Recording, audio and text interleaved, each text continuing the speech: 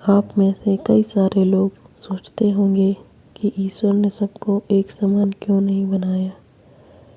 उसने सबको एक जैसी सुविधा क्यों नहीं दी। ईश्वर ने ऐसा इसलिए नहीं किया है क्योंकि सभी के कर्म एक समान नहीं हैं। इस कहानी कर्म के खेल में उसी के बारे में बात की गई है। एक दिन एक अमीर आदमी भगवान शिव के दर्शन करने के लिए मंदिर में गया। इस अमीर आदमी ने बहुत ही महंगे जूते पहन रखे थे और उसने ऐसा भी सुना था कि इस मंदिर में अक्सर चोरी होती रहती है। इस वजह से उसका मन नहीं हुआ कि वह अपने कीमती जूते वहाँ बाहर छोड़कर चला जाए। जूते पहनकर वह मंदिर में नहीं जा सकता था और उसे ऐसे ही बाहर छोड़कर वह जाना नहीं चाहता था। अब वह करे तो क्या करे। वह बड़ी दुविधा में पड़ गया था। थोड़ी देर सोचने के बाद उस अमीर आदमी ने मंदिर के बाहर बैठे एक भिखारी से बात की।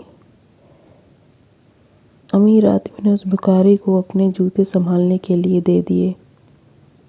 भिखारी भी उसके जूते संभालने के लिए राजी हो गया। फिर वो अमीर आदमी अंदर मंदिर में पूजा करने के लिए चला गया। पूजा में बैठे बैठे उस अमीर आदमी के मन में ख्याल आया कि भगवान ने कैसी विषम दुनिया बनाई है। मेरे जैसे कई लोगों को पैरों में कीमती जूते पहनने लायक बनाया है, लेकिन उस बेचारे भिखारी जैसे अनगिनत लोगों को रोटी खाने के लिए भी भीख मांगनी पड़ती है। वो अमीर आदमी मन ही मन भगवान से फरियाद करते हुए बोला कि आपने सब लोगों को एक समान क्यों नहीं बनाया। आपने सभी को एक जैसी सुविधा क्यों नहीं दी। फिर उसने मन ही मन तय किया कि यहाँ से वापस जाते समय वो उस भिखारी को 500 रुपये देकर जाएगा। पूजा खत्म होने के बाद जब अमीर आदमी बाहर आया तो न उसे अपने जूते दिखे, ना ही वो भिखारी दिखा।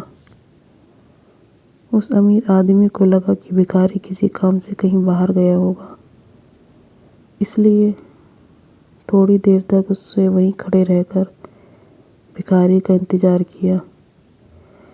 काफ़ी देर तक इंतज़ार करने के बाद भी जब भिखारी वापस नहीं आया तो उस अमीर आदमी को पता चल गया कि भिखारी उसे ठग के चला गया है।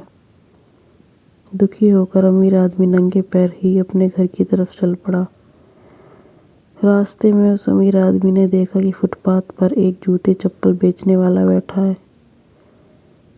अमीर आदमी एक जोड़ी चप्पल खरीदने के लिए उसके पास पहुंचा। वहां पहुंचते ही उस अमीर आदमी की नज़र उसके जूते के जैसे ही जूते पर पड़ी।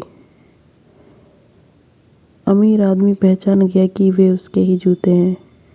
पूछने पर बेचने वाले ने पहले मना किया, लेकिन बार बार पूछने पर और दबाव देने पर उसने माना कि ये जूते उसे एक भिखारी 500 में बेच कर गया है।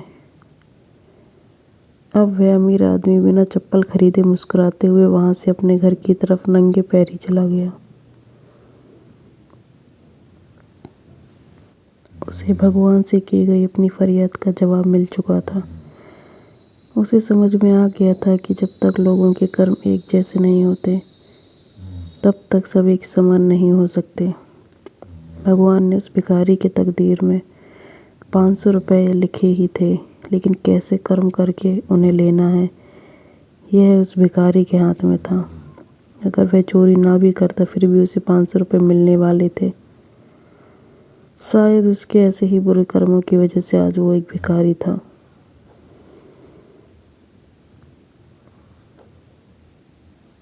अगर आपको हमारी स्टोरी पसंद आई हो तो हमारे चैनल को सब्सक्राइब करें। Thank you.